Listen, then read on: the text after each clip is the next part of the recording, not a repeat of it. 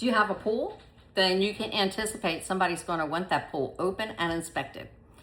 So I recommend that you make sure, you keep your chlorine, have your water tested prior to the inspection. Make sure you have all your levels where they need to be.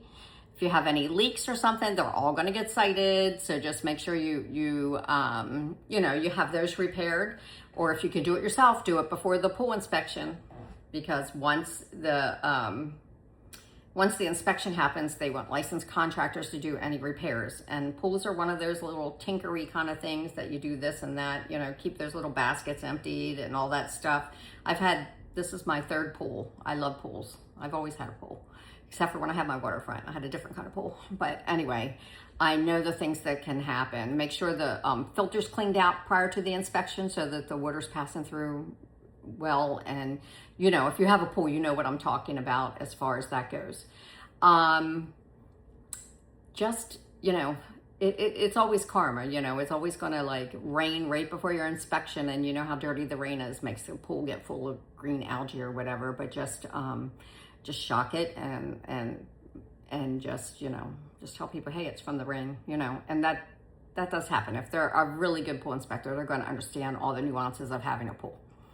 Okay, so just anticipate having a pool inspection.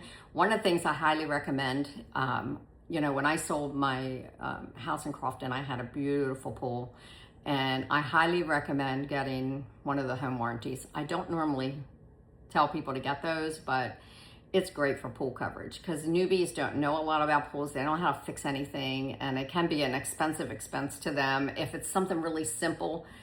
Or something that should be covered, like our pump. They were there less than a year and the pump was bad. And I'm like, that pump is only a couple years old. We just replaced that pump. But our equipment was out in the weather, and my husband always tarped it and covered it and everything, so things lasted longer. So I would say just, maybe consider getting one of those warranties to help people out when you're selling a home with a pool. I think it's a nice thing to do. It's not required, but that's what to anticipate when you have a pool inspection.